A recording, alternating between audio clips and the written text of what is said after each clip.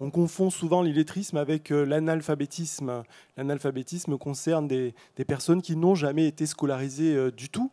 L'illettrisme concerne des personnes qui ont en commun d'avoir été scolarisées dans notre pays. Ces personnes ont fréquenté l'école et bien qu'ayant été scolarisées, elles ont oublié, elles ne parviennent pas à lire, écrire des messages très simples de la vie quotidienne. On nous demande aussi de travailler de plus en plus un projet professionnel.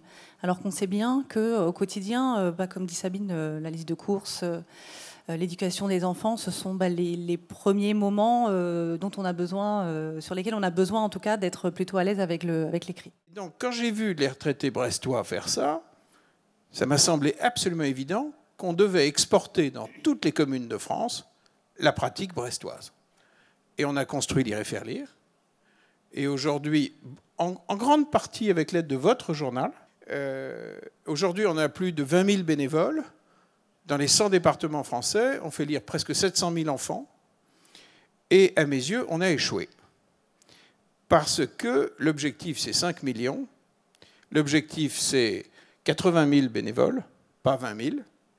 L'objectif, c'est pas de faire une grosse association vertueuse, c'est de faire une nation de lecteurs. C'est un enjeu collectif, c'est-à-dire agir le plus tôt possible, prendre le problème à la racine, et puis agir aussi, vous l'évoquez, dans les entreprises, pour les jeunes qui font la journée défense citoyenneté, qui sont repérés en situation d'illettrisme, parce qu'on a encore les tests qui sont passés, et on voit les jeunes, ils sont en face de nous, donc leur proposer des solutions.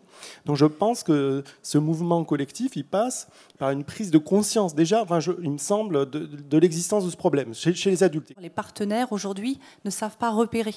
La détection. La détection. Ouais. Ne savent pas repérer. Et puis, dans un deuxième temps, quand on arrive à leur donner des outils qu'ils ont repérés, ils n'osent pas en parler à la personne. Donc, on a des apprenants sur le centre qui disent « mais j'attendais qu'on me dise, j'attendais qu'on me propose ».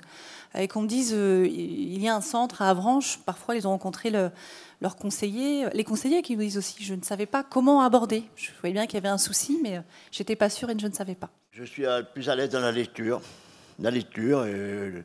L'écriture, beaucoup de mal encore, mais le calcul, tout ça, les divisions, difficiles, mais bon, j'y arrive quand même, grâce à Sabine.